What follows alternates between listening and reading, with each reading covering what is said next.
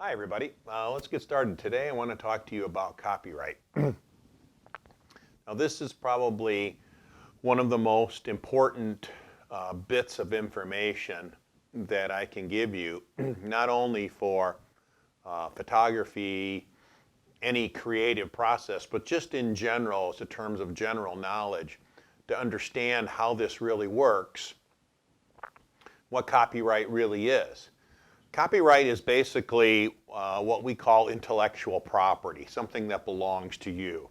You know, we have personal property rights in this country. This coffee mug belongs to me. It's mine. I own it. You can't take it from me. I mean, if you do, that's breaking the law. That's stealing. Well, it's the same thing with what we call intellectual property or creative property, right? When you create something, whether it's a literary piece, you wrote something, it's music, it's some music tracks, it's a sculpture, it's a painting, it's a drawing, it's some illustration or graphic design or photography or a film or a short video or anything that's in the creative process, a choreography. There's lots of different things that we can look at. A script, right? Any of those kinds of things are all things that come from your brain or a group of people that are working together on a project. And that's called intellectual property. Now, you are automatically protected by copyright law the instant that you take a picture. That's what copyright law says, right? The image is copywritten as soon as it is done being created by the originator, right? The photographer, okay? Now, the issue with copyright is that you don't have to put a little copyright symbol on it. You can, right? That's not a bad idea to let people know that this is copywritten work, right? But the law says it is copywritten the instant it is created. So you're covered in that regard. Okay, that's great.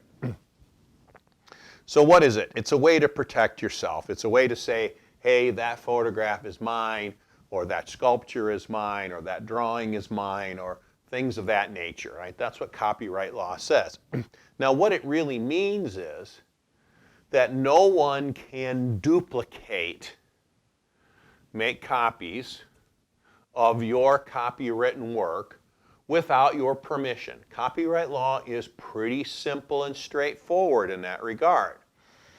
Now, copies don't necessarily have to mean that you took a picture of a picture or you downloaded the file or something like that. It can be as simple as you reusing it or re-uploading it, right? Like a video on YouTube. I'm sure you've seen videos on YouTube that the video is up and there's some music to it, and then you go watch the video again maybe a week later and the music's been taken down because the person used copywritten music. And as soon as you put that up on YouTube, you're essentially duplicating the music, right? Can't do that. It's duplicating it without permission from the creator or the copyright holder.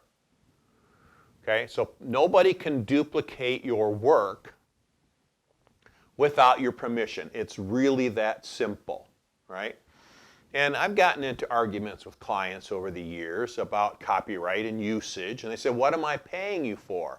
I say, you're paying me for the space between my ears and my equipment and being able to create that image for you.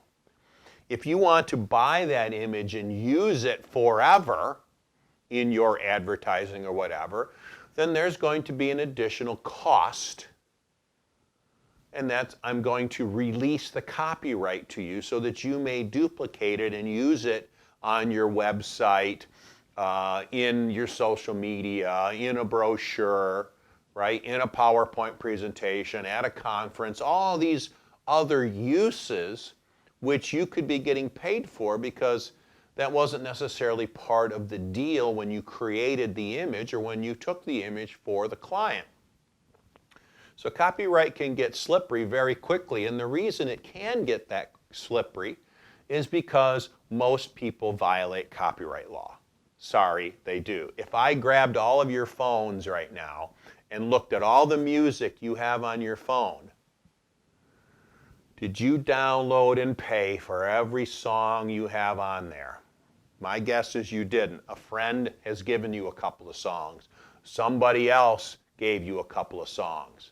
You have now duplicated that song without the artist's permission or without paying for it, right?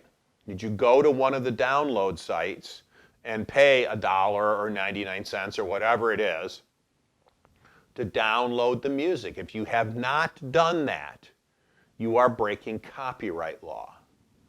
Now, copyright law will have a face for you. I spent 2 years in federal court fighting a copyright lawsuit, which we won. Yay, that was great. Right? A company took $25,000 from me with a copy machine. They copied my photographs.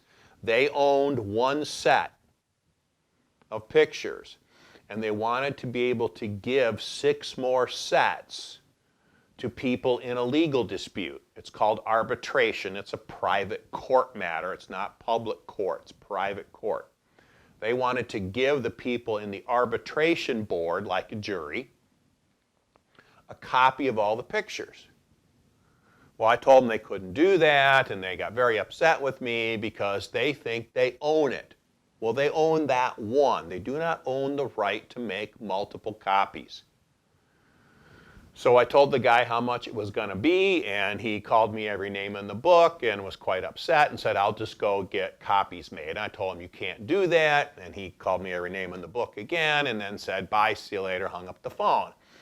So the long story short is we eventually found out that he made the copies, and I hired an attorney who did it on contingency fee.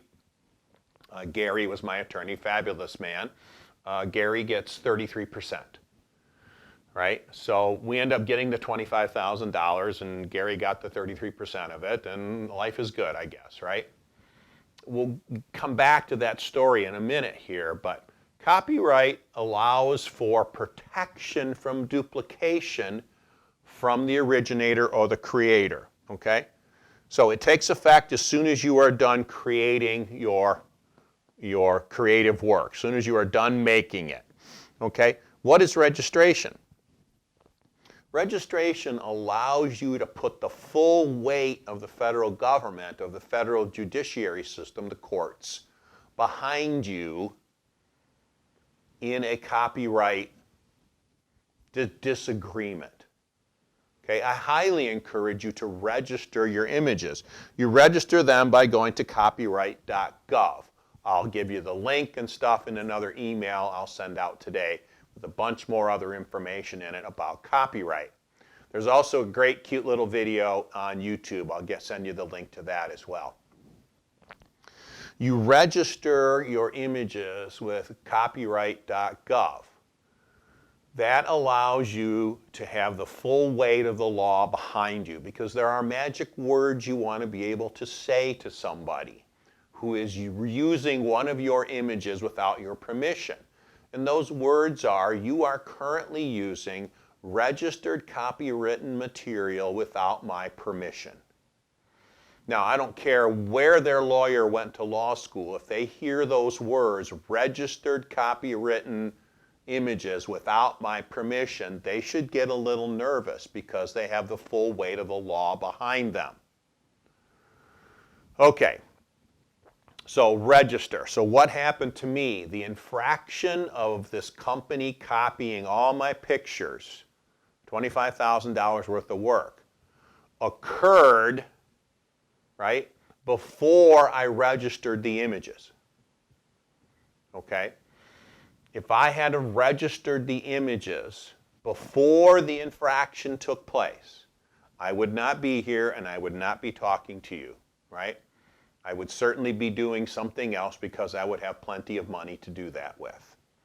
Right? We don't need to get into the details. Let's just say was a rather significant amount of money, in the millions, that I would have gotten if I had registered the images before the infraction took place and could then take that to court and show that they knew these were registered images and they violated my copyright anyway. That's called commercial gain. They were trying to gain by using the copy machine, which is cheaper, rather than paying me. They were gaining financially, and that's a big deal in copyright. Did the person that copied the pictures benefit financially? That's called commercial gain. That's one of the tenets or one of the principal areas of copyright, okay? So it's a big deal to register your stuff. So that's how you protect yourself, is by going to copyright.gov and registering. Now, it costs money to register, okay? It's $35 a pop every time you register. Now, the cool thing is you don't have to register one image at a time. That would be ridiculously expensive. What you can do is register as a body of work. So let's say you're a wedding photographer. You could say weddings in June 2020.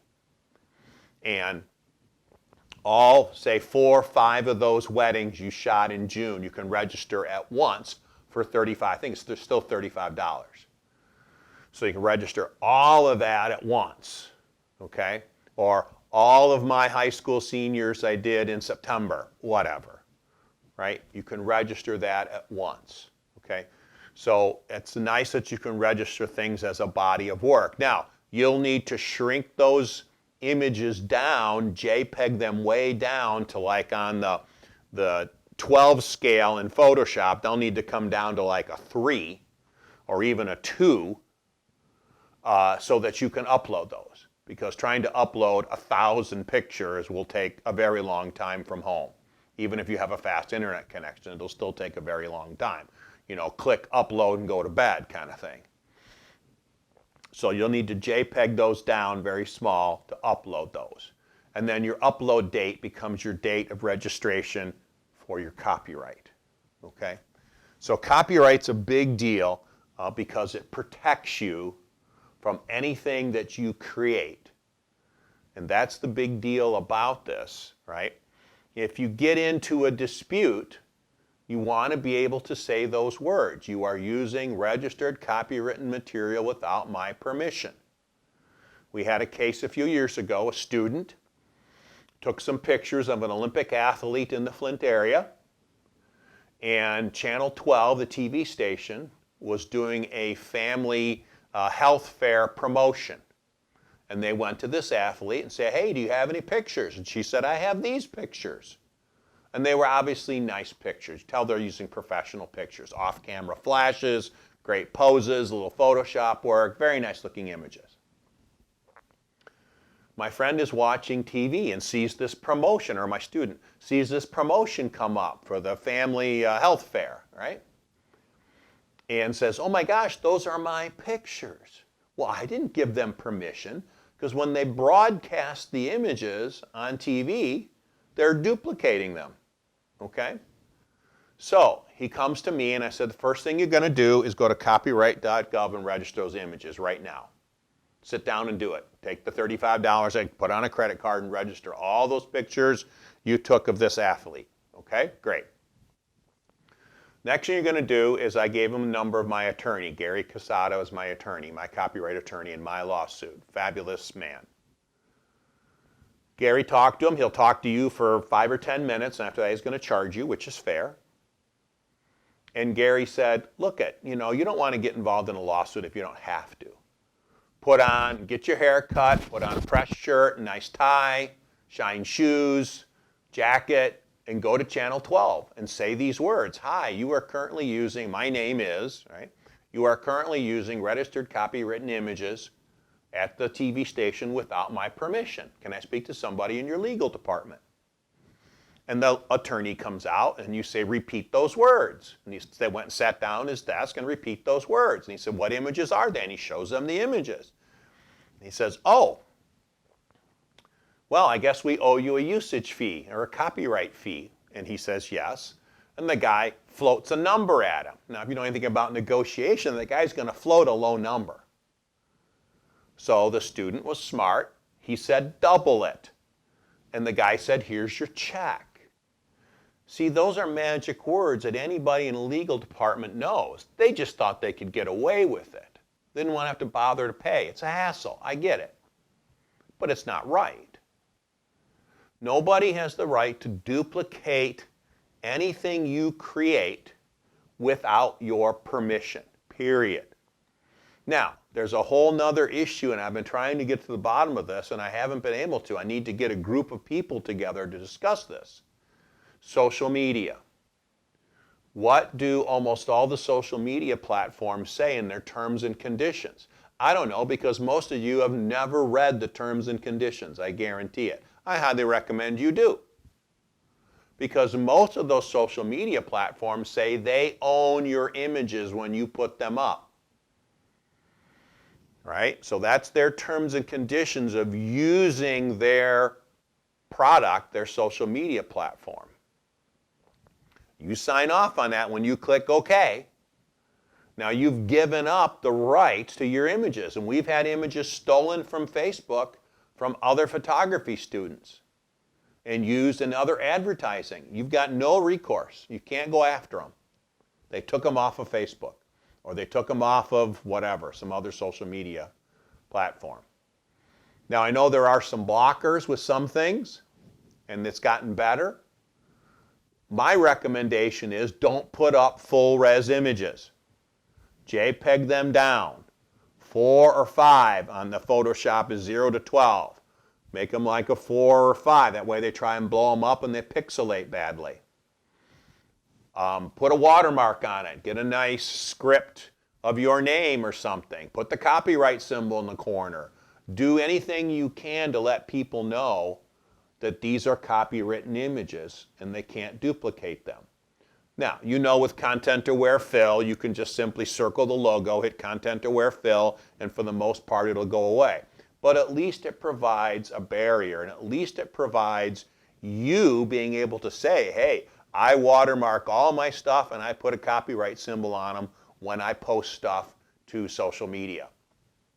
It's good advertising for you, makes you look professional. Hey, all is good. Okay? Because people will take your stuff. Right? Just like music, right? People will steal the music. Right? So protect yourself.